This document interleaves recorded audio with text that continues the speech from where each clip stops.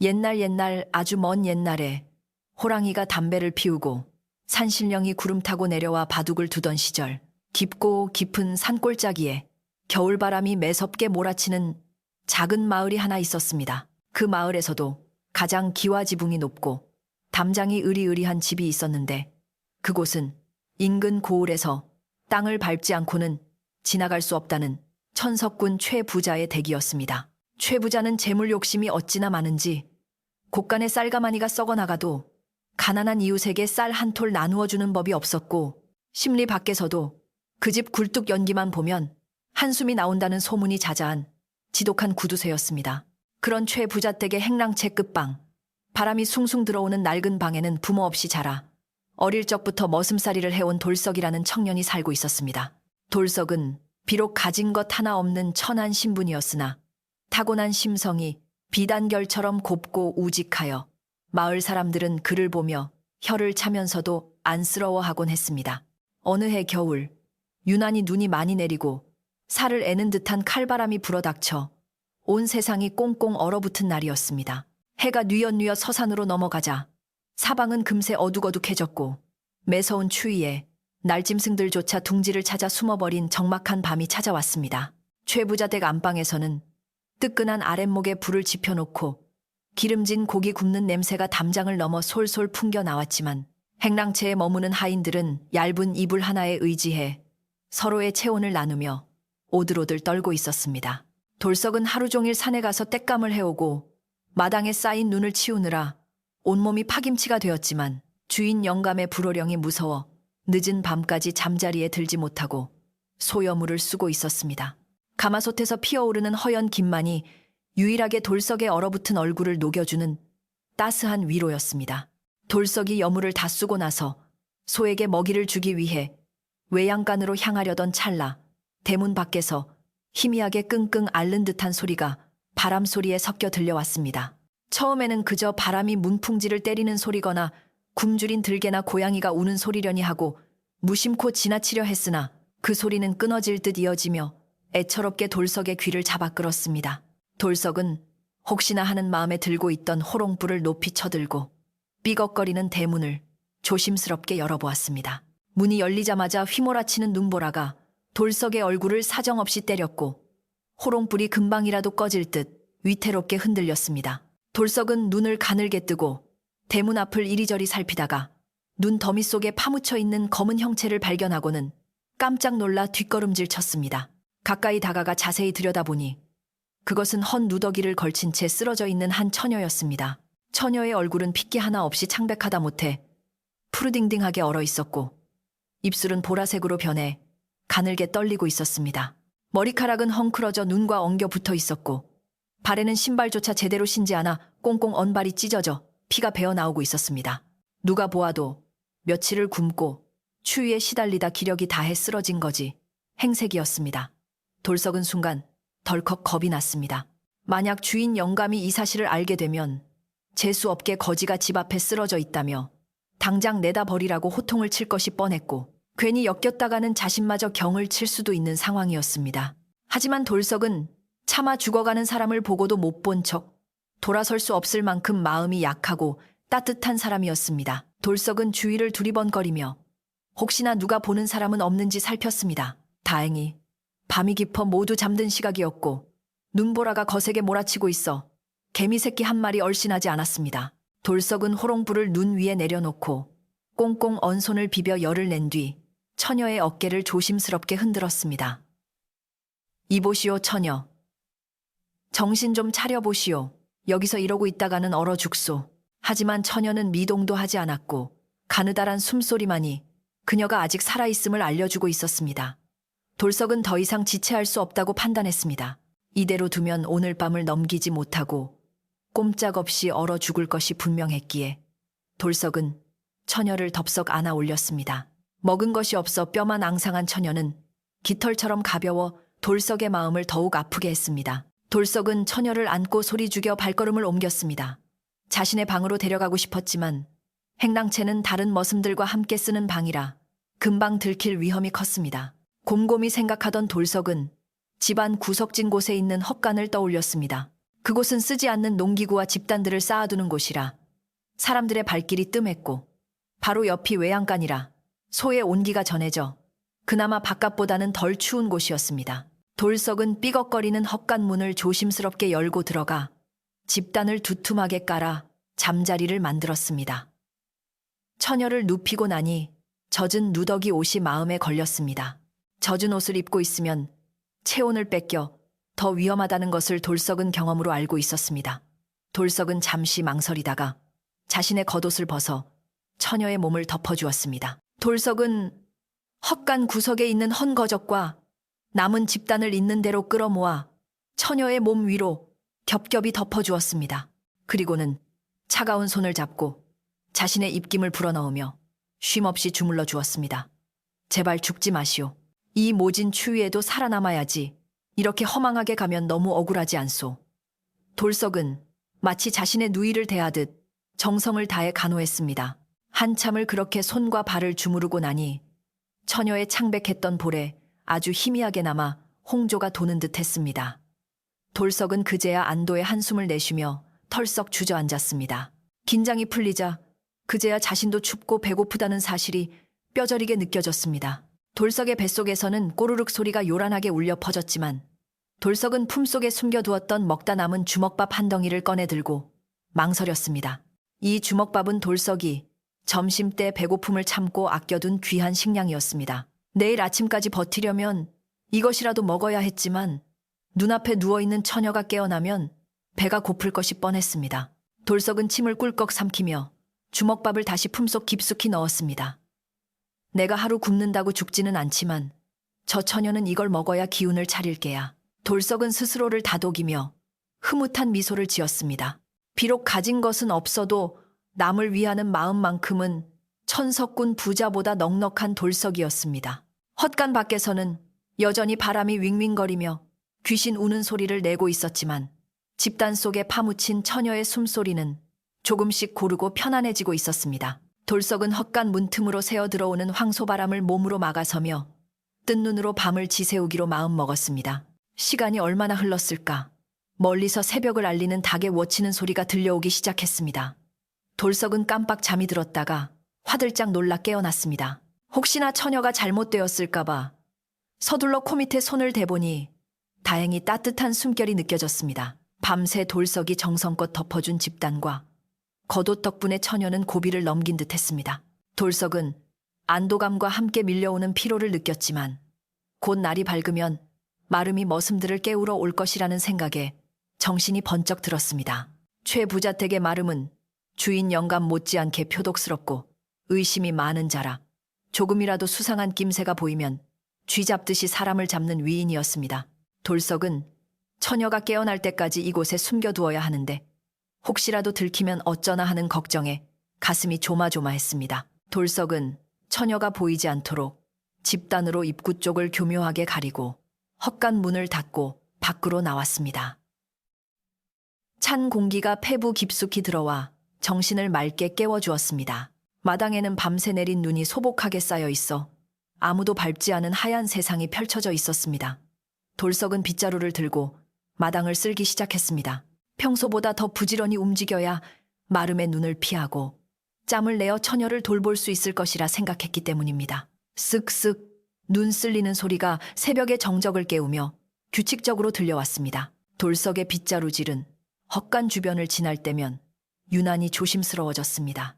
혹시라도 빗자루 소리에 처녀가 깨어 인기척이라도 낼까봐 노심초사하는 마음이었습니다. 그때 안채 쪽에서 헛기침 소리와 함께 마름이 문을 열고 나왔습니다. 이놈 돌석아, 아침부터 웬 뱀뱅이 짓이냐? 눈이 이렇게 쌓였는데 언제 다 쓰려고 그래? 마름의 날카로운 목소리가 새벽 공기를 갈랐습니다. 돌석은 화들짝 놀라 허리를 굽신거리며 대답했습니다. 아이고, 마름 어른, 벌써 일어나셨습니까요? 지금 부지런히 쓸고 있는 중입니다. 마름은 개슴츠레한 눈으로 돌석을 훑어보더니 혀를 캑캑 찼습니다. 날이 추워지니 놈들이 다 게을러 빠져가지고는 썩 꼼꼼하게 쓸지 못해? 내 이따가 검사하러 올 테니 요령 피울 생각 말아라. 마름은 뒷짐을 지고 헛간 쪽을 힐끔 쳐다보더니 다시 안채로 들어갔습니다. 돌석은 마름의 시선이 헛간에 머물렀던 찰나의 순간에 심장이 맺는 듯 했습니다. 다행히 마름은 별다른 의심 없이 들어갔지만 돌석의 등줄기에는 식은땀이 흘러내렸습니다. 돌석은 서둘러 눈을 치우고 부엌으로 달려가 아침밥을 짓는 참모 할머니를 찾았습니다. 참모 할머니는 이 집에서 돌석을 아들처럼 챙겨주는 유일한 사람이었습니다. 할멈, 혹시 남는 숭늉 좀 있어요? 돌석이 다급하게 묻자 참모 할머니는 구수한 숭늉 한 사발을 건네며 물었습니다. 아니, 이 새벽부터 웬 숭늉 타령이야. 배가 많이 고픈 게로구나. 돌석은 뜨거운 숭늉 그릇을 받아 들고는 주위를 살피며 작은 목소리로 말했습니다. 저, 할멈, 혹시 밥알 남은 것도 좀 있으면 주실 수 있어요? 나중에 장작 패는 거 더 도와드릴게요. 참모 할머니는 돌석의 행동이 평소와 다름을 눈치챘지만 워낙 착실한 놈이라 딴짓할 위인은 아니라고 생각하여 누룽지를 긁어 주머니에 넣어주었습니다. 녀석도 참 많이 먹고 힘이나 써라. 돌석은 연신 고개를 숙여 고마움을 표시하고는 숭늉과 누룽지를 품에 안고 헛간으로 달렸습니다. 헛간에 도착한 돌석은 문을 살짝 열고 안을 들여다보았습니다. 어둠 속에서 처녀가 부스스 몸을 일으키고 있는 모습이 보였습니다. 처녀는 낯선 곳에 누워있는 자신이 놀라운 듯 주위를 두리번거리고 있었습니다. 돌석이 조용히 안으로 들어가자 처녀는 깜짝 놀라 몸을 움츠렸습니다. 놀라지 마시오. 나쁜 사람 아닙니다. 어젯밤 대문 앞에 쓰러져 있길래 얼어 죽을까봐 잠시 이리로 모셨소. 돌석의 순박한 말투와 따뜻한 눈빛에 처녀는 경계심을 조금 푸는 듯 했습니다. 하지만 여전히 겁에 질린 눈으로 돌석을 바라보며 아무 말도 하지 못했습니다. 돌석은 품에서 따뜻한 숭늉 그릇을 꺼내 처녀에게 내밀었습니다. 이거라도 좀 드시오. 따뜻할 때 먹어야 몸이 녹소. 처녀는 숭늉 그릇을 보자마자 허겁지겁 받아들고 단숨에 들이켰습니다. 목구멍으로 넘어가는 따뜻한 물이 얼어붙은 내장을 녹이자 처녀의 눈에서 그만 눈물이 주르륵 흘러내렸습니다. 천천히 드시오. 체하겠소. 여기 누룽지도 있으니 꼭꼭 씹어 잡수시오. 돌석은 참모 할머니에게 얻은 누룽지를 처녀의 손에 쥐어주었습니다. 처녀는 떨리는 손으로 누룽지를 입에 넣으며 돌석을 올려다 보았습니다. 국물이 흐르는 얼굴이었지만 그 눈빛만큼은 깊고 맑아 돌석은 순간 가슴이 묘하게 뛰는 것을 느꼈습니다. 고맙습니다. 정말 고맙습니다. 처녀가 기어 들어가는 목소리로 처음 입을 열었습니다. 그 목소리는 가늘고 힘이 없었지만 돌석에게는 세상 어떤 노래보다 곱게 들렸습니다. 그때 밖에서 마당을 걷는 발소리가 저벅저벅 들려왔습니다. 누군가 헛간 쪽으로 다가오고 있는 것이 분명했습니다. 돌석은 황급히 검지손가락을 입에 갖다 대며 조용히 하라는 신호를 보냈습니다. 처녀도 사태를 파악하고 숨을 죽였습니다. 발소리는 헛간 바로 앞에서 멈췄고 문고리를 잡는 둔탁한 소리가 났습니다. 어이, 돌석이 거기 있나? 굵직한 사내의 목소리가 들려왔습니다. 그는 옆방에 사는 머슴, 칠성이었습니다. 칠성은 눈치가 없고 목소리가 커서 비밀을 지키기에는 쥐약인 사람이었습니다. 돌석은 가슴을 쓸어내리며 헛간 문을 벌컥 열고 나갔습니다. 형님, 웬일이시오? 돌석이 짐짓 아무렇지 않은 척 묻자 칠성은 헛간 안을 기웃거리며 말했습니다. 아니, 네가 아침부터 안 보이길래 마름이 너 찾더라. 얼른 가봐. 돌석은 칠성이 헛간 안을 보지 못하도록 몸으로 문을 막아서며 대답했습니다. 아, 예, 알겠습니다. 금방 갈게요. 형님은 먼저 가 계세요. 칠성은 고개를 갸웃거렸지만 춥다는 핑계로 몸을 떨며 서둘러 자리를 떴습니다. 돌석은 칠성이 사라진 것을 확인하고 다시 헛간 문을 닫았습니다. 들키면 큰일 납니다. 제가 일 끝나고 밤에 다시 올 테니 그때까지 쥐 죽은 듯이 계셔야 합니다.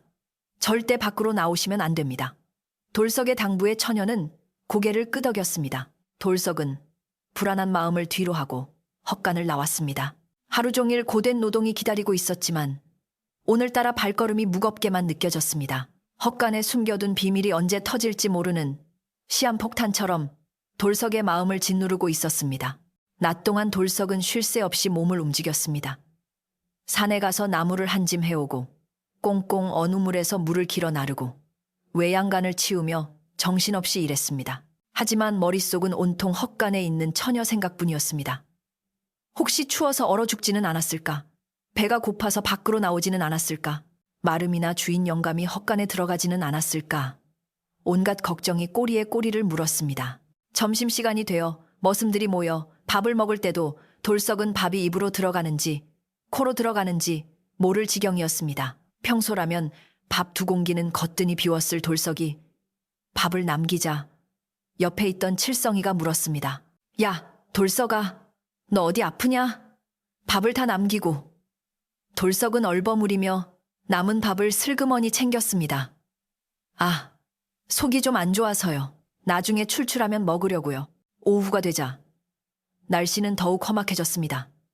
하늘은 잿빛 구름으로 뒤덮였고 싸락눈이 내리기 시작했습니다. 최 부자는 사랑방 문을 열고 마당을 내다보며 소리쳤습니다.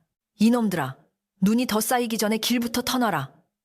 내일 손님이 오실지도 모르는데 길이 막히면 어쩔 셈이냐. 머슴들은 투덜거리며 넉가래와 빗자루를 들고 다시 마당으로 나갔습니다. 돌석도 대문 밖으로 나가 길을 쓸기 시작했습니다. 그런데 길을 쓸던 중 마을 어귀에서 낯선 사람들 무리가 두리번거리며 무언가를 찾고 있는 모습이 보였습니다. 그들은 갓을 쓰고 도포를 입은 양반들과 건장한 하인들로 보였는데 행색이 예사롭지 않아 보였습니다. 돌석은 잠시 일손을 멈추고 그들을 바라보았습니다. 이 깊은 산골에 웬 낯선 사람들이지. 하지만 곧 마름의 불호령이 떨어져 다시 고개를 숙이고 눈을 쓸어야 했습니다. 해가 저물고 다시 밤이 찾아왔습니다. 하루 일과가 끝나고 모두가 잠자리에 들 준비를 할 때 돌석은 몰래 챙겨둔 밥덩이를 들고 살금살금 헛간으로 향했습니다. 다행히 아무도 그를 지켜보는 사람은 없는 듯 했습니다. 헛간 문을 열자 어둠 속에서 처녀가 기다리고 있었다는 듯 눈을 반짝였습니다. 오래 기다렸지요. 배고프실 텐데 이것 좀 드시오.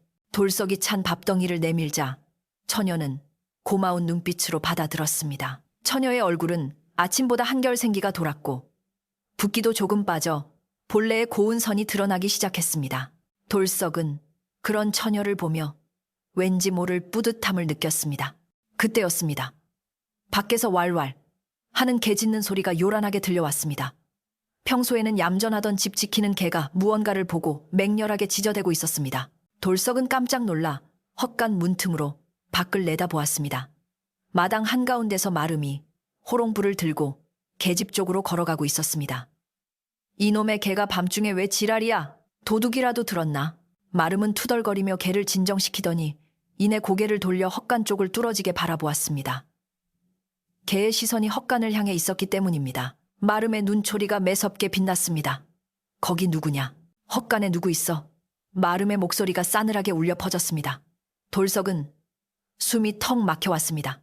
심장이 터질 듯이 쿵쾅거리며 귓가에 울렸습니다. 마름은 호롱불을 높이 들고 천천히, 아주 천천히 헛간 쪽으로 발걸음을 옮겼습니다. 눈 밟는 소리가 뽀드득 뽀드득 마치 저승사자의 발소리처럼 돌석의 심장을 조여왔습니다. 처녀는 공포에 질려 돌석의 옷자락을 꽉 움켜쥐었습니다. 돌석은 처녀를 자신의 등 뒤로 숨기며 마른 침을 삼켰습니다. 이제 꼼짝없이 들켰다는 생각에 눈앞이 캄캄해졌습니다. 문고리가 달그락거리는 소리가 들리고 문이 열리기 직전에 긴박한 순간이었습니다. 마름이 헛간 문을 벌컥 열어젖히자 찬바람이 훅 하고 안으로 밀려들어와 촛불처럼 위태롭던 돌석의 가슴을 서늘하게 훑고 지나갔습니다. 마름은 호롱불을 높이 치켜들고 개슴츠레한 눈으로 헛간 내부를 이잡듯이 훑어보았는데 그 눈빛이 어찌나 매섭고 날카로운지 어둠 속에 숨어있는 쥐새끼 한 마리도 놓치지 않을 기세였습니다. 돌석은 등 뒤에 숨긴 처녀가 행여나 기침이라도 할까봐 식은땀을 줄줄 흘리며 짐짓 태연한 척 집단을 정리하는 심염을 했습니다. 아이고, 마름 어른, 이 야심한 밤에 웬일이십니까? 제가 잠기가 밝아 밖에서 무슨 소리가 나는 듯하여 나와 보았습니다요. 돌석의 목소리는 가늘게 떨리고 있었지만 다행히 바람 소리에 묻혀 마름의 귀에는 그저 추위에 떠는 소리처럼 들렸습니다. 마름은 의심 가득한 눈초리를 거두지 않은 채 킁킁거리며 헛간 안쪽으로 한 발짝 더 들어왔습니다. 이놈아, 내 놈이 쥐새끼도 아니고 이 밤중에 여기서 꾀짚은 왜 뒤적거리고 있느냐? 아까 개가 짖는 소리를 내 분명히 들었는데 혹시 도둑놈이라도 숨겨둔 게 아니냐? 마름이 코앞까지 다가와 다그치자 돌석은 심장이 입 밖으로 튀어나올 것만 같았으나 필사적으로 머리를 굴려 대답했습니다. 도둑이라니요. 당치도 않습니다. 요 며칠 날이 워낙 추워 황소놈이 배탈이라도 날까봐 짚을 좀 더 두툼하게 깔아주려던 참이었습니다. 개가 짖은 건 아마 산짐승이 담장 너머로 지나가서 그런 모양입니다. 돌석은 일부러 황소가 있는 쪽을 가리키며 너스레를 떨었습니다. 마름은 돌석의 말이 영 미덥지 않은 눈치였으나 헛간 구석구석 쌓여있는 집단 더미 속을 일일이 들춰볼 엄두는 나지 않았는지 혀를 끌끌 찼습니다. 핑계는 청산유수로구나. 내 놈이 언제부터 그리 소를 끔찍이 아꼈다고 유세냐. 허튼 수작 부리다 걸리면 내 손에 죽을 줄 알아라. 아까우니 얼른 들어가. 자빠져. 자, 마름은 쏘아붙이고는 푹 돌아서 나갔습니다. 닫힌 문틈 사이로 마름의 발소리가 멀어지는 것을 확인하고서야 돌석은 다리에 힘이 풀려 그 자리에 주저앉고 말았습니다. 등 뒤 집단 속에 숨을 죽이고 있던 처녀도 그제야 참았던 숨을 몰아쉬며 가슴을 쓸어내렸습니다. 돌석은 처녀를 안심시키기 위해 떨리는 손을 잡아주며 나지막이 속삭였습니다. 이제 갔습니다. 안심하십시오. 저 독사 같은 위인이 또 언제 들이닥칠지 모르니 날이 밝는 대로 제가 더 안전하게 숨을 곳을 찾아보겠습니다. 처녀는 겁에 질려 파랗게 질린 입술로 겨우 고개를 끄덕였습니다. 다음 날 아침 최 부자댁 마당은 밤새 내린 눈으로 더욱 하얗게 빛나고 있었지만 집안 분위기는 어딘가 모르게 뒤숭숭했습니다. 마름이 아침부터 머슴들을 집합시켜 놓고 간밤에 도둑이 든 것 같다며 으름장을 놓았기 때문입니다. 밤새 곳간 문을 열어본 놈이 있느냐. 쌀가마니 위치가 조금 틀어진 것 같기도 하고 영 찜찜하단 말이야. 내 놈들 중 누구라도 허튼 짓을 했다간 관아에 넘겨볼 기짝이 터지도록 맞게 해줄 테니 그리 알아. 마름의 호통의 머슴들은 영문을 모르겠다는 표정으로 서로 얼굴만 쳐다볼 뿐이었습니다. 돌석은 찔리는 구석이 있어 고개를 푹 숙인 채 마른 침만 삼켰습니다. 마름의 의심은 병적인 데가 있어 한번 꽂히면 범인이 나올 때까지 사람을 들볶는 성미였기에 돌석의 불안감은 커져만 갔습니다. 돌석은 마름의 감시를 피해 처녀에게 줄 밥을 구하는 것이 가장 큰 문제였습니다. 아침 식사 시간 돌석은 밥을 먹는 둥 마는 둥 하며 눈치를 살피다가 사람들이 숭늉을 마시는 틈을 타먹다 남은 밥덩이를 슬그머니 소매춤에 감췄습니다. 하지만 꼬리가 길면 밟힌다고 했던가요? 부엌을 오가며 상을 치우던 칠성이가 그 모습을 보고 말았습니다. 야, 돌석아, 너 요새 왜 자꾸 밥을 챙기냐? 밤에 야식이라도 먹는 거야? 나도 좀 나눠주라. 칠성이가 눈치 없이 큰 소리로 떠들자 돌석은 기겁을 하며 칠성이의 입을 틀어막았습니다. 쉿. 형님, 목소리가 너무 큽니다. 사실은 요새 뱃속에 거지가 들었는지 돌아서면 배가 고파서 그럽니다. 마름 어른 알면 혼나니까 모른 척 좀 해주시오. 돌석은 비굴하게 웃으며 사정했습니다. 칠성이는 의심스럽다는 듯 고개를 갸웃거렸지만 평소 돌석이 거짓말을 할 위인은 아니라고 생각했기에 대수롭지 않게 넘겼습니다. 거참, 한창 때라 그런가. 알았다. 알았어. 내 입 다물고 있을 테니 나중에 막걸리나 한 잔 사라. 칠성이가 킬킬대며 사라지자 돌석은 안도의 한숨을 내쉬었습니다. 하지만 산 넘어 산이라고 이번에는 부엌을 지키는 참모 할머니의 눈길이 심상치 않았습니다. 참모 할머니는 최부자 댁에서 수십 년을 일해온 터라 집안 돌아가는 사정을 손바닥 보듯 훤히 꿰뚫고 있는 분이었습니다. 돌석이 밥을 숨겨 나가는 것을 모를 리 없는 할머니는 점심 준비를 하던 중 돌석을 부엌 구석으로 조용히 불렀습니다. 구수한 된장국 냄새가 가득한 부엌이었지만 할머니의 표정은 사뭇 진지했습니다. 돌석아, 내 이놈, 내 눈은 못 속인다. 요 며칠 내 놈 눈빛이 불안한 것이 영 수상쩍다 했더니 기어이 사고를 치고 있는 게냐. 참모 할머니가 낮은 목소리로 꾸짖자 돌석은 화들짝 놀라 손사래를 쳤습니다. 아이고, 할멈, 사고라니요. 저는 그저 배가 고파서. 그러나 할머니는 돌석의 말을 딱 잘라 막았습니다. 거짓말 마라. 내 놈이 밥을 훔쳐다가 어디다 쓰는지 내 모를 줄 아느냐. 헛간 쪽으로 자꾸 눈길 주는 것도 다 봤다. 혹시 산짐승이라도 주워다 기르는 게냐? 아니면 사람이라도 들인 게냐? 할머니의 날카로운 지적에 돌석은 등골이 오싹해지며 아무 말도 할 수 없었습니다. 할머니의 연륜과 눈썰미 앞에서는 어떤 변명도 통하지 않을 것임을 직감했기 때문입니다. 돌석이 우물쭈물하며 대답을 못하자 참모 할머니는 깊은 한숨을 내쉬며 솥뚜껑을 열었습니다. 김이 모락모락 나는 뜨끈한 시래기죽 한 사발을 퍼서 돌석의 손에 쥐어주며 말했습니다. 추충, 내 놈 심성이 워낙 고와서 죽어가는 꼴을 못 봤겠지.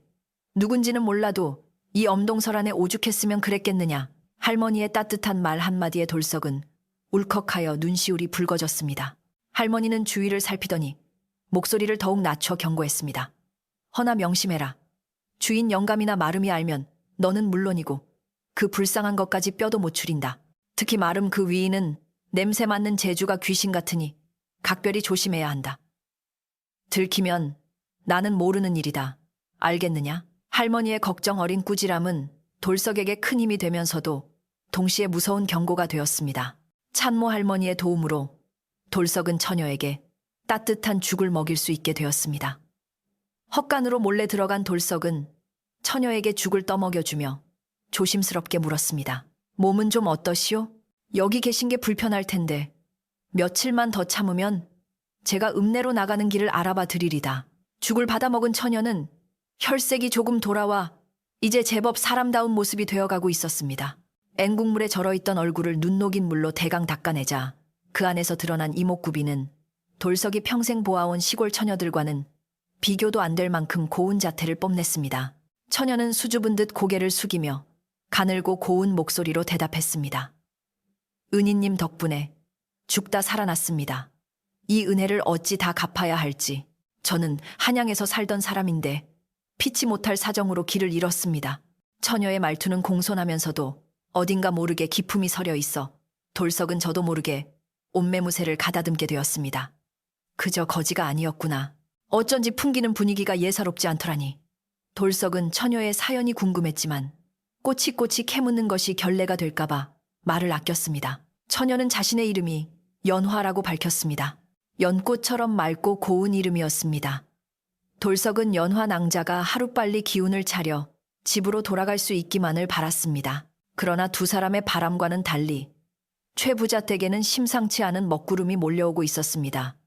마름이 돌석의 뒤를 캐기 위해 다른 머슴들을 포섭하기 시작한 것입니다. 마름은 사랑방에 앉아 칠성이를 불러다 놓고 은밀하게 물었습니다.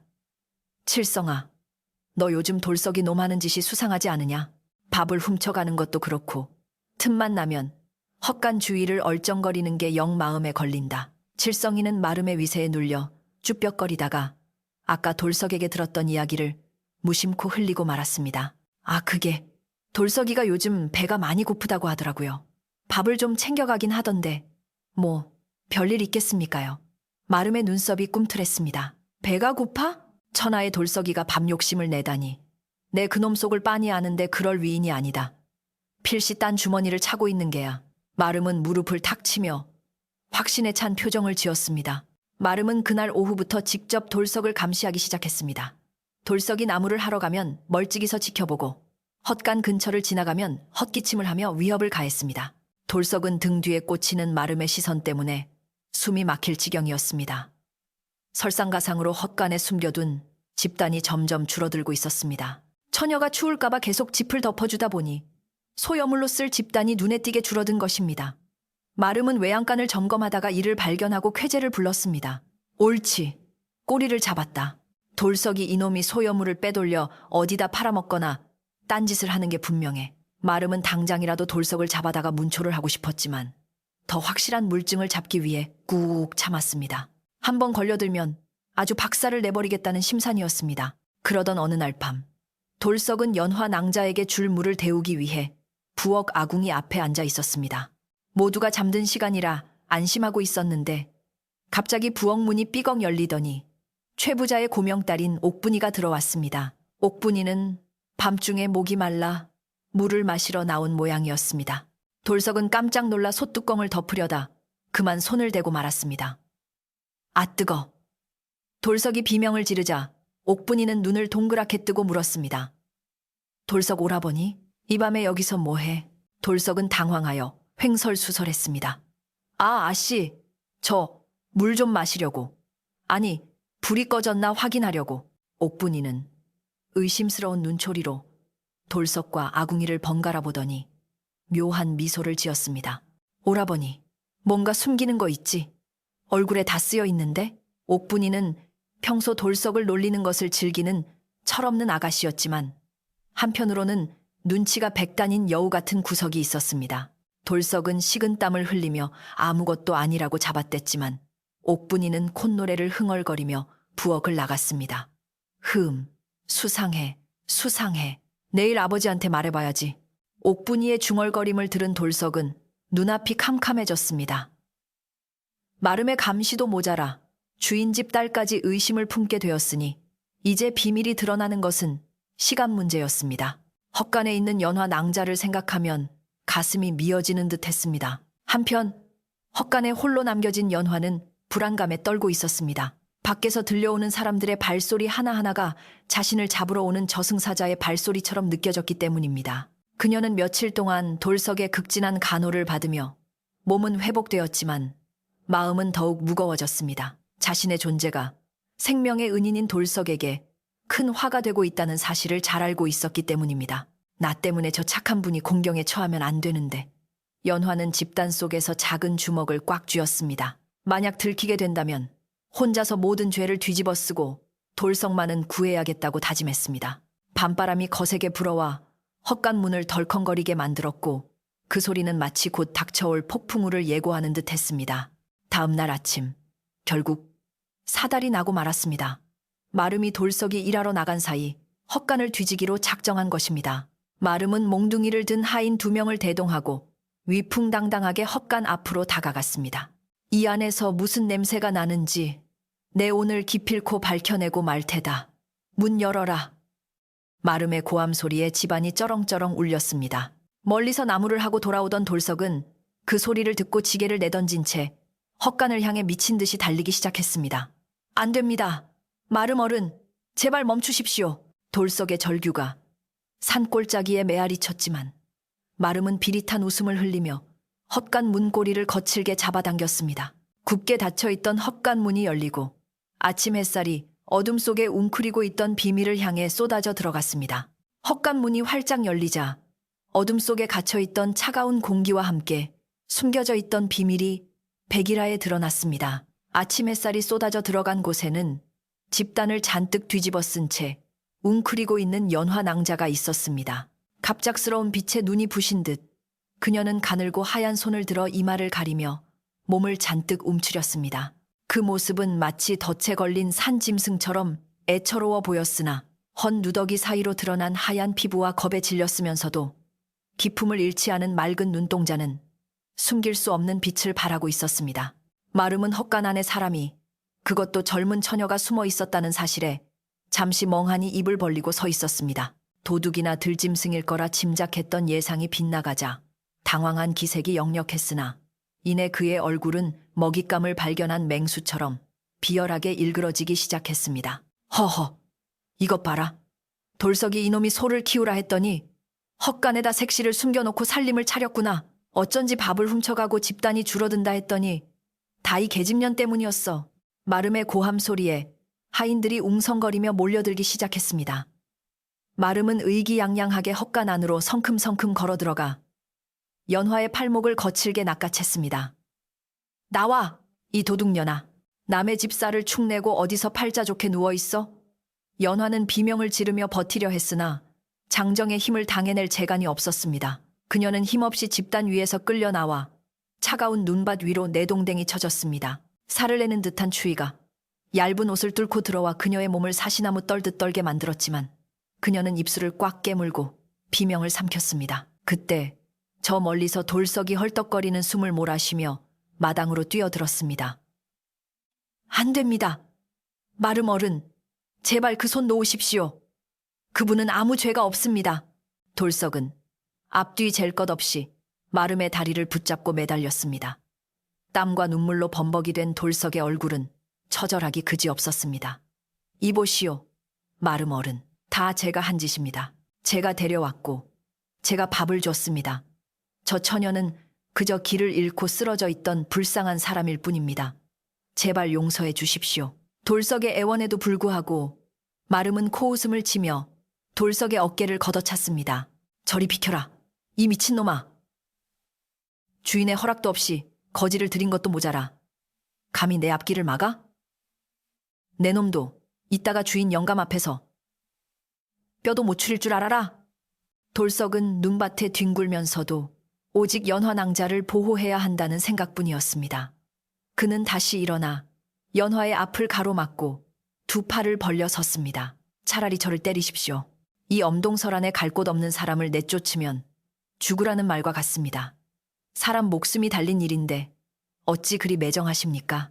돌석의 외침은 구경하던 머슴들의 가슴을 울렸습니다.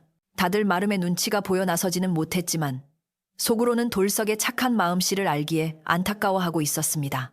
부엌에서 달려나온 참모 할머니는 발을 동동 구르며 어쩔 줄 몰라 했습니다. 아이고 저 일을 어째.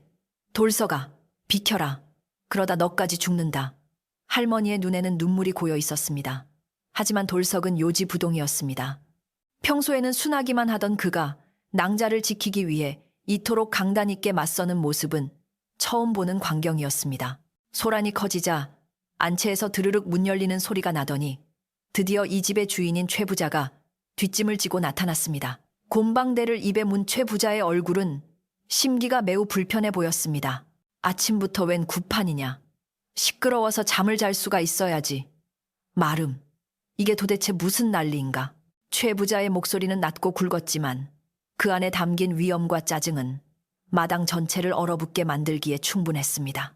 마름은 기다렸다는 듯이 최 부자 앞으로 달려가 허리를 90도로 굽히며 고자질을 시작했습니다. 영감마님, 글쎄 저 돌석이 놈이 배은망덕하게도 헛간에다가 정체 모를 거지 계집을 숨겨놓고 있었습니다. 주인님 쌀을 훔쳐다 먹이고 횟감을 축내며 몰래 살림을 차렸지 뭡니까요. 제가 현장을 딱 덮쳤습니다. 최 부자의 눈썹이 꿈틀거리더니 시선이 돌석과 연화에게로 향했습니다. 그의 눈은 마치 장사꾼이 물건값을 매기듯 두 사람을 위아래로 훑어보았습니다. 국물이 흐르는 연화의 행색을 본 최 부자는 더러운 것을 보았다는 듯 인상을 찌푸리며 코를 막았습니다. 뭐라? 내 쌀을 훔쳐다 거지를 먹여 살려? 돌석이 이놈, 내가 너를 거두어 먹이고 입혀주었건만 은혜를 원수로 갚는구나. 내 집에 거지가 들어와 재수가 없으려니 아침부터 별꼴을 다 보는군. 최 부자는 곰방대를 바닥에 탁탁 털며 호통을 쳤습니다. 여봐라. 당장 저 거지년을 대문 밖으로 내다버리고 돌석이 놈은 멍석마리를 해서 아주 뜨거운 맛을 보여줘라. 다시는 딴 마음을 먹지 못하게 다리를 분질러 놓아야 한다. 주인의 불호령이 떨어지자 머슴들은 머뭇거리며 멍석과 몽둥이를 가지러 갔습니다. 돌석은 털썩 무릎을 꿇고 최 부자에게 빌었습니다. 영감마님, 한 번만 살려주십시오. 제가 잘못했습니다. 쌀값은 제가 10년이든 20년이든 일해서 다 갚겠습니다. 제발 저 처녀만은 내치지 말아주십시오. 지금 나가면 얼어 죽습니다. 돌석은 이마가 찢어질 듯 땅에 머리를 떼쓰며 애원했습니다. 눈밭 위에는 돌석의 이마에서 흐른 붉은 피가 뚝뚝 떨어져 얼룩을 만들었습니다. 그러나 돈밖에 모르는 최 부자의 마음에는 돌석의 피보다 축난 쌀 한 톨이 더 아까웠습니다. 시끄럽다. 내 놈 몸뚱이를 팔아도 내 쌀값은 못 갚는다. 당장 끌어내. 최 부자는 매몰차게 돌아섰습니다. 그때 줄곧 침묵을 지키고 있던 연화 낭자가 천천히 몸을 일으켰습니다. 추위와 공포로 떨리던 몸이었지만 일어서는 그녀의 자세는 흐트러짐 없이 꼿꼿했습니다. 그녀는 옷매무새를 가다듬고 고개를 들어 최 부자를 똑바로 응시했습니다. 그 당당한 눈빛에 최 부자는 흠칫 놀라 걸음을 멈추었습니다. 거지의 눈이라고 하기에는 너무나도 맑고 위엄이 서려 있었기 때문입니다. 연화는 떨리지만 또렷한 목소리로 입을 열었습니다. 멈추시오. 내 비록 지금은 곤궁하여 신세를 졌으나 사람의 목숨을 이리도 하찮게 여기는 처사는 도리에 어긋나는 일이오.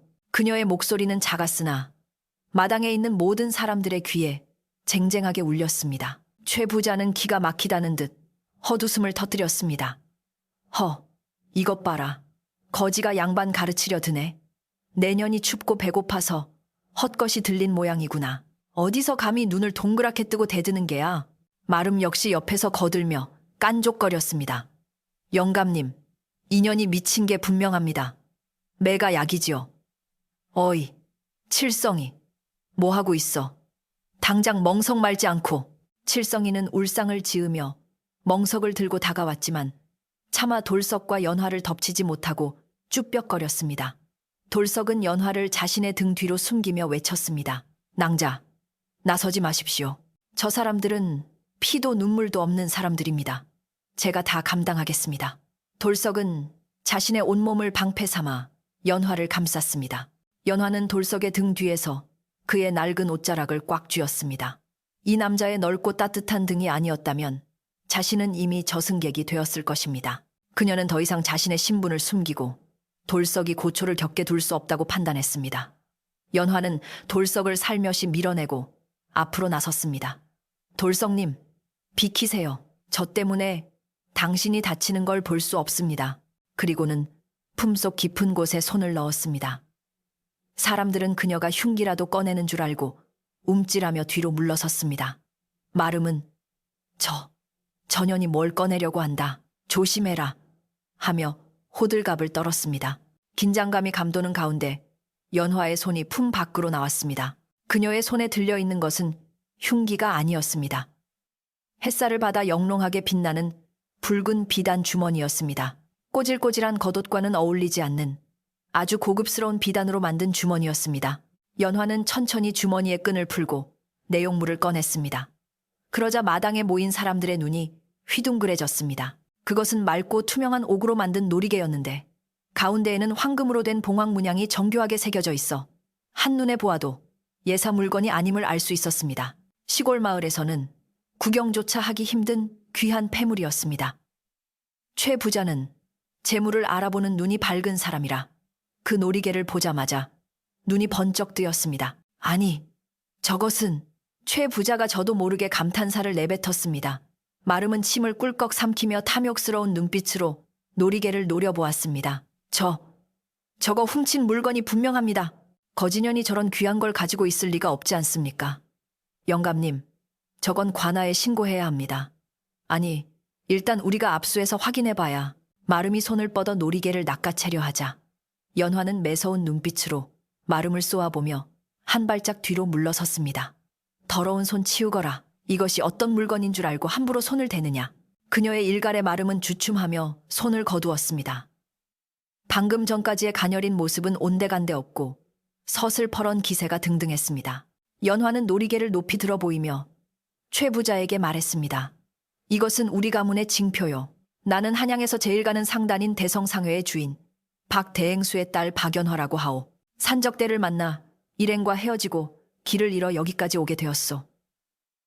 내 신분이 의심스럽다면 이 놀이개를 들고 읍내에 있는 객주에게 가서 확인해 보시오. 대성상회의 징표를 알아보는 이가 반드시 있을 것이오. 대성상회라는 말에 최 부자의 얼굴이 사색이 되었습니다. 대성상회라면 조선 팔도에 지점을 두고 인삼과 비단을 독점하다시피 하는 거상 중의 거상이 아니던가. 그 집안의 고명딸이라면 자신 같은 시골 부자와는 비교도 안 될 만큼 대단한 집안 사람이었습니다. 최 부자의 머릿속이 복잡하게 돌아가기 시작했습니다. 하지만 마름은 쉽게 믿지 않았습니다. 거짓말이다. 어디서 주어들은 풍월로 사기를 치려는 수작이다. 대성상회 딸이 왜 이런 산골짜기에 거짓골로 나타난단 말이냐. 영감님, 속으시면 안 됩니다. 저 놀이개도 어디서 훔친 게 분명합니다. 당장 전연을 묶어서 관아로 넘겨야 제맛을 알 겁니다. 마름은 자신의 실수를 인정하고 싶지 않아 더욱 길길이 날뛰었습니다. 만약 저 말이 사실이라면 자신은 목이 달아날 수도 있다는 공포심 때문이기도 했습니다. 마름은 하인들에게 눈짓을 하며 연화를 포박하라고 재촉했습니다. 분위기가 다시 험악해지자 돌석은 어쩔 줄 몰라 하며 연화 앞을 막아섰지만 이번에는 하인들도 마름의 기세에 눌려 다가오고 있었습니다. 그 순간 연화는 침착하게 말을 이었습니다. 좋소. 믿지 못하겠다면 관아로 가도 좋소. 허나 내가 대성상회의 딸임이 밝혀지는 순간 내 생명의 은인을 핍박하고 나를 모욕한 죄를 어찌 감당하려 하오? 우리 아버님은 은혜는 반드시 갚고 원수는 배로 갚는 분이시오. 지금 당신들이 하는 행동이 훗날 어떤 재앙을 불러올지 잘 생각하시오. 그녀의 말 한마디 한마디에는 뼈가 있었고 서리빨 같은 경고가 담겨 있었습니다. 최 부자는 등줄기에 식은땀이 흐르는 것을 느꼈습니다. 진짜라면 집안이 망할 수도 있는 일이었습니다. 그러나 가짜라면 비싼 놀이개를 차지할 수 있는 기회이기도 했습니다. 탐욕과 공포 사이에서 최 부자의 눈동자가 흔들렸습니다. 돌석은 이 상황이 꿈인지 생시인지 분간이 가지 않았습니다. 자신이 구해준 거지 처녀가 대성상회의 딸이라니 상상조차 해본 적 없는 일이었습니다. 하지만 신분을 떠나 그녀가 지금 위험에 처해 있다는 사실만은 분명했습니다. 돌석은 마름이 몽둥이를 들고 연화에게 다가가는 것을 보고 본능적으로 몸을 날렸습니다. 안 된다. 손대지 마라. 돌석은 마름의 몽둥이를 맨손으로 받아내며 고함을 질렀습니다. 둔탁한 타격음과 함께 돌석의 팔이 꺾이는 듯한 고통이 밀려왔지만 그는 물러서지 않았습니다. 돌석의 눈에서는 불꽃이 튀었고 그 기세에 마름도 잠시 주춤했습니다. 이놈이 미쳤나. 그때 마을 입구 쪽에서 요란한 말발굽 소리가 들려왔습니다. 두두두두 땅이 울릴 정도로 많은 수의 말들이 달려오고 있었습니다. 사람들의 시선이 일제히 대문 쪽으로 쏠렸습니다. 잠시 후 대문이 왈칵 열리며 화려한 복장을 한 무사들과 하인들이 들이닥쳤습니다. 그들의 손에는 대성다정이라는 글자가 새겨진 깃발이 들려 있었고 선두에는 비단 옷을 입은 중후한 인상의 노신사가 말을 타고 들어왔습니다. 노신사는 마당에 들어서자마자 험악한 분위기를 감지하고 무서운 표정으로 소리쳤습니다. 내 딸 연화가 여기 있다고 해서 왔거늘. 이게 무슨 해괴한 짓거리들이냐. 마당은 순식간에 찬물을 끼얹은 듯 조용해졌습니다. 최 부자는 입을 떡 벌린 채 아무 말도 하지 못했고 마름은 들고 있던 몽둥이를 스르르 떨어뜨렸습니다. 집단 위에 쓰러지듯 앉아있던 연화가 노신사를 보고 눈물을 글썽이며 불렀습니다. 아버님. 그 한마디에 모든 의심은 눈 녹듯 사라지고 거대한 반전의 서막이 올랐습니다. 노신사는 말에서 뛰어내려 연화에게 달려갔고 뒤따르던 하인들은 최 부자와 마름을 포위했습니다. 돌석은 멍하니 그 광경을 바라보며 자신이 지켜낸 사람이 정말로 귀한 분이었음을 실감했습니다. 하지만 그의 팔에서는 욱신거리는 통증이 느껴졌고 긴장이 풀리면서 다리에 힘이 빠져 주저앉고 말았습니다. 노신사는 연화의 뺨을 어루만지며 오열했습니다. 아이고, 내 딸아, 살아있었구나. 이 못난 아비가 늦게 와서 고생을 시켰구나. 연화는 아버지의 품에 안겨 흐느끼면서도 손가락으로 돌석을 가리켰습니다. 아버님, 저분이십니다. 저분이 저를 살리셨습니다. 자신의 밥을 나누어 주고 추위에 얼어 죽을까봐 옷을 벗어주신 생명의 은인입니다. 노신사의 시선이 돌석에게로 향했습니다. 날카롭던 눈빛이 순식간에 부드러운 감사의 눈빛으로 변했습니다. 노신사는 돌석에게 다가가 두 손을 꼭 잡았습니다. 자네가 내 딸을 살렸는가? 고맙네. 정말 고맙네. 이 은혜를 어찌 다 갚을꼬. 돌석은 어쩔 줄 몰라 하며 고개를 조아렸습니다. 아닙니다. 저는 그저 사람이라면 당연히 해야 할 일을 했을 뿐입니다. 반면 최 부자와 마름은 사색이 되어 벌벌 떨고 있었습니다. 특히 마름은 금방이라도 오줌을 지릴 듯한 표정으로 땅바닥에 납작 엎드렸습니다. 노신사는 차가운 눈으로 그들을 내려다보며 말했습니다. 내 딸을 짐승 취급하고 은인을 핍박한 죄를 어찌 물어야 할꼬. 최 부자는 변명할 말을 찾지 못해 입술만 달싹거렸습니다. 바람이 쌩쌩 부는 겨울마당. 상황은 완전히 역전되었습니다. 이제 심판의 시간이 다가오고 있었습니다. 돌석은 아픈 팔을 부여잡고 연화를 바라보았고 연화는 따뜻한 미소로 돌석을 안심시켰습니다. 그 미소는 앞으로 다가올 따뜻한 봄날을 예고하는 듯 했습니다. 최 부자 댁의 마당에는 숨막히는 침묵이 감돌았습니다. 방금 전까지만 해도 기세등등하게 고함을 치던 마름과 험악한 표정의 최 부자는 마당을 가득 메운 무사들의 위압감과 박대행수의 서슬, 퍼런 눈빛에 눌려 쥐 죽은 듯 조용해졌습니다. 바람 소리마저 멈춘 듯한 고요 속에서 박대행수는 천천히 걸음을 옮겨 최 부자 앞으로 다가갔습니다. 그의 발걸음 하나하나에는 천금을 호령하는 거상의 무게감이 실려 있었고 최 부자는 그 압박감을 견디지 못하고 뒷걸음질을 쳤습니다. 박대행수는 나지막하지만 뼈가 있는 목소리로 입을 열었습니다. 최진사라고 들었소. 내 비록 장사치이나 사람의 도리가 무엇인지는 알고 사오. 댁에서는 사람 목숨보다 곡간의 쌀 한 톨이 더 중한 모양이구려. 그 말은 비수가 되어 최 부자의 가슴을 찔렀습니다. 최 부자는 얼굴이 벌겋게 달아올라 어쩔 줄을 몰랐습니다. 평소 마을 사람들에게 큰 소리치던 위세는 온데간데 없고 마치 훈장님 앞에 불려나온 학동처럼 쩔쩔매는 꼴이었습니다. 그는 땀을 뻘뻘 흘리며 변명을 늘어놓기 시작했습니다. 아이고, 대행수 어른, 오해십니다. 저는 그저 집안에 도둑이 든 줄 알고 저 마름놈이 그래요. 저놈이 헛간에 수상한 자가 있다고 하여 확인해보라 했을 뿐입니다.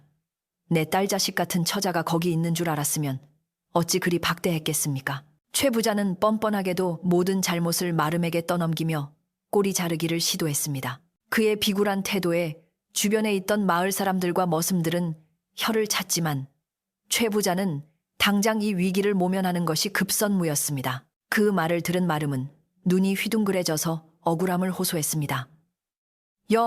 영감마님, 그게 무슨 말씀이십니까요? 영감마님께서 거짓골을 한 것들은 재수 없으니 당장 내다 버리라고 하지 않으셨습니까? 저는 그저 시키는 대로 했을 뿐인데 이제 와서 저한테 다 뒤집어 씌우시면 어떡합니까? 마름이 길길이 날뛰며 대들자 최 부자는 낯빛을 싹 바꾸며 호통을 쳤습니다. 이놈이 어디서 안전이라고 거짓을 고하느냐? 내 놈이 평소에 돌서기를 시기하고 괴롭히던 것을 내 모를 줄 아느냐? 내 놈의 고약한 신보 때문에 귀한 손님을 몰라뵙고 큰 실수를 범했으니 내 너를 용서치 않을 것이다. 두 사람이 서로를 물어뜯으며 싸우는 추한 광경에 박 대행수는 깊은 한숨을 내쉬며 고개를 저었습니다. 그때 연화 낭자가 아버지의 부축을 받으며 한 발짝 앞으로 나섰습니다. 그녀는 아직 몸이 허약했지만 눈빛만은 형형하게 빛나고 있었습니다. 그녀는 싸우고 있는 두 사람을 향해 차분하게 말했습니다. 그만들 하십시오. 두 분 다 잘못이 없지 않습니다. 마름은 자신의 권세를 믿고 아랫사람을 핍박하고 약한 자를 괴롭혔으며 주인된 자는 아랫사람을 제대로 단속하지 못하고 탐욕에 눈이 멀어 인륜을 저버렸으니 그 죄의 무게가 결코 가볍지 않습니다. 연화의 명료한 지적에 마당에 있던 모든 이들이 고개를 끄덕였습니다. 그녀는 이어서 돌석을 가리키며 말했습니다. 하지만 이분은 달랐습니다. 가진 것 없는 천한 신분이라 무시당하면서도 자신이 굶어가며 저를 살렸고 몽둥이가 날아오는 순간에도 저를 보호하려 몸을 던졌습니다. 누가 진정한 군자이고 누가 소인배인지는 하늘이 알고 땅이 알 것입니다. 박대행수는 딸의 말을 듣고 고개를 끄덕이며 엄중한 판결을 내렸습니다. 내 딸의 말이 100번 옳소. 최진사, 당신은 마을의 어른으로서 부끄러운 줄 아시오. 내 이번 일은 관아에 고하여 시시비비를 가릴 수도 있으나 딸의 생명을 구해준 경사를 망치고 싶지 않아 참는 것이오. 허나 저 악독한 마름놈은 그냥 둘 수 없소. 내 눈앞에서 당장 내치시오. 다시는 이 마을에 발을 붙이지 못하게 해야 할 것이오. 박 대행수의 서슬퍼런 명령에 최 부자는 얼른 고개를 조아렸습니다.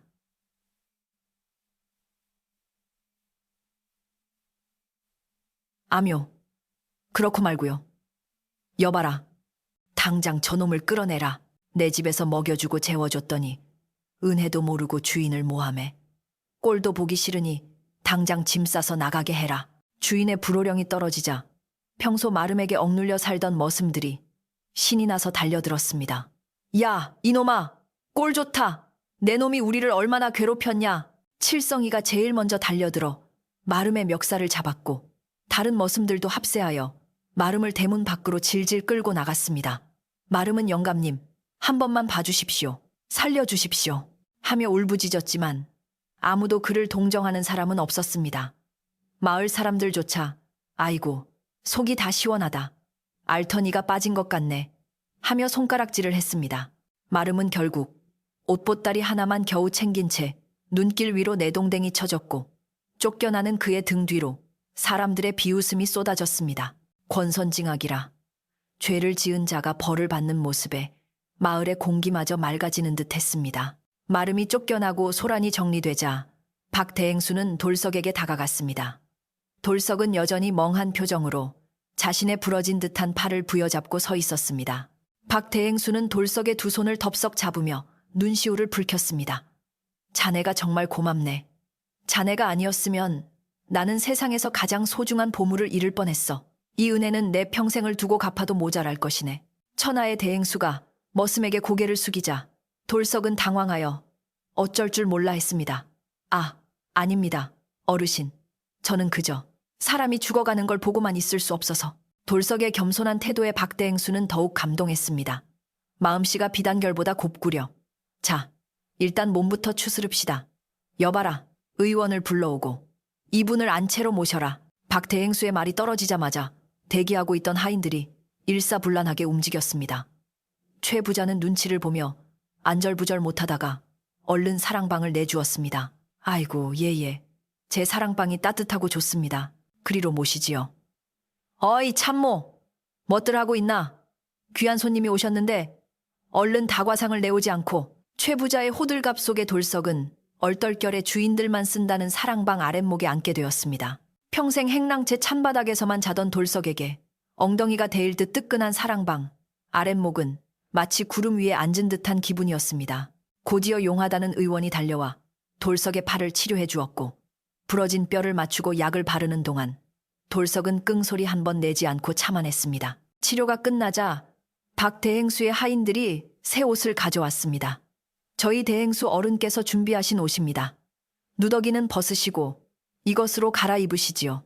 돌석이 받아든 옷은 윤기가 흐르는 비단 옷은 아니었으나 질 좋은 무명으로 지은 깨끗하고 솜이 두툼하게 들어간 솜옷이었습니다. 돌석이 쭈뼛거리며 옷을 갈아입고 세수까지 하고 나오자 사람들은 모두 깜짝 놀랐습니다.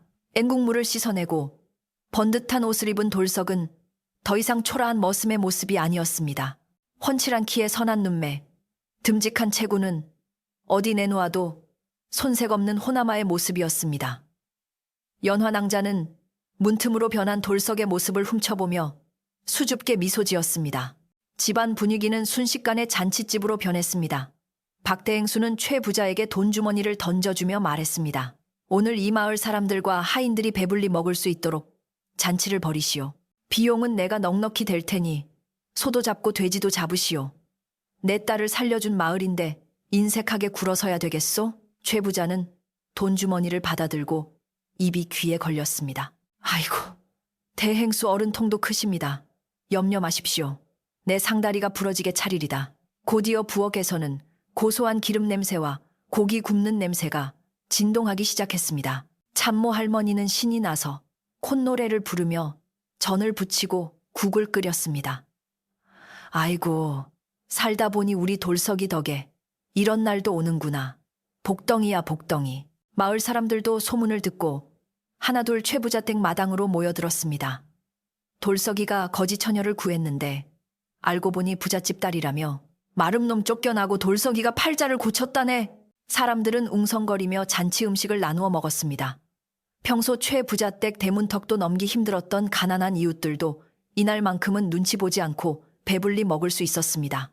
마당에는 멍석이 깔리고 술상이 차려졌으며 흥겨운 노랫가락이 울려 퍼졌습니다. 차갑고 매정했던 최 부자 댁이 온기와 웃음으로 가득 찼습니다. 칠성이와 동료 머슴들도 고깃국에 밥을 말아 먹으며 연신 싱글벙글했습니다. 와, 돌석이 형님 덕분에 우리가 호강하네. 진짜 사람은 착하게 살고 봐야 해. 해가 뉘엿뉘엿 저물어가고 마당 곳곳에 횃불이 밝혀졌습니다. 돌석은 사랑방 문을 열고 마당의 풍경을 바라보았습니다. 어제까지만 해도 추위와 배고픔에 떨며 쫓겨날까봐 전전긍긍했던 곳이 이제는 자신을 축하해주는 사람들로 가득 차 있었습니다. 꿈만 같은 현실의 돌석은 자신의 볼을 꼬집어 보았습니다.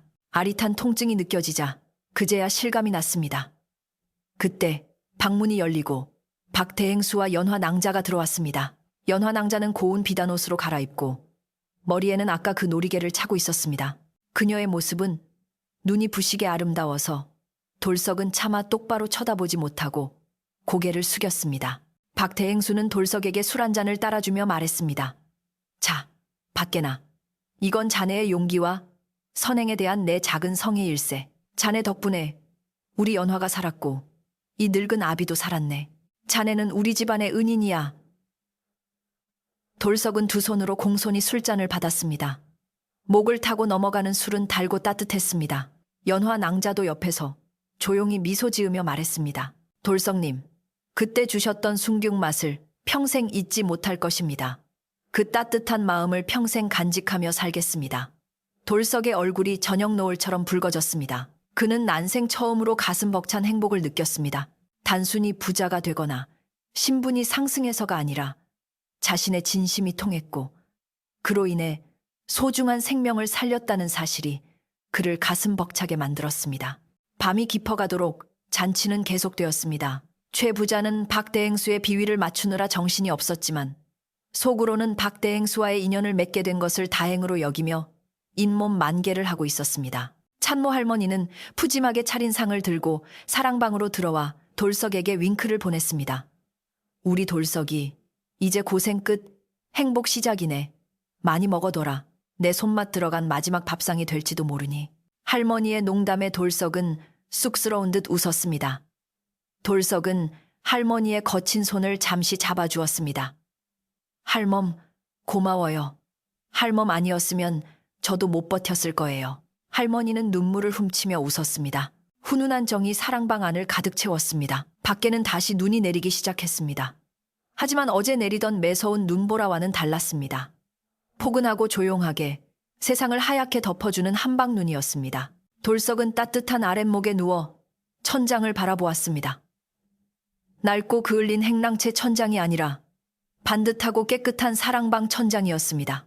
밖에서 들려오는 사람들의 웃음소리와 타닥타닥 타오르는 장작 소리가 자장가처럼 들려왔습니다. 긴장이 풀리자 노곤한 잠이 밀려왔습니다. 돌석은 스르르 눈을 감았습니다. 그의 입가에는 편안한 미소가 걸려 있었습니다.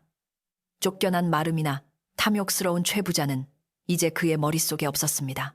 오직 따뜻한 밥 한 끼와 사람들의 온기, 그리고 연화 낭자의 맑은 눈동자만이 그의 마음을 채우고 있었습니다. 이렇게 최 부자 댁에 소란스러웠던 하루가 저물어가고 있었습니다. 악한 자는 벌을 받고 착한 자는 복을 받는다는 예지하기처럼 돌석의 앞날에는 이제 밝은 햇살만이 비칠 것 같았습니다. 마을 사람들은 늦은 밤까지 술잔을 기울이며 돌석의 이야기를 꽃피웠고 그 이야기는 눈바람을 타고 고개 넘어 이웃 마을까지 전해질 기세였습니다. 깊은 밤, 온 세상이 하얗게 덮인 산골 마을의 기와집에서는 따뜻한 연기가 모락모락 피어오르고 있었고 그 안에서 사람들은 오랜만에 근심 걱정 없이 편안한 밤을 맞이하고 있었습니다. 이제 마지막 결말을 향해 이야기는 조용히 흘러가고 있었습니다.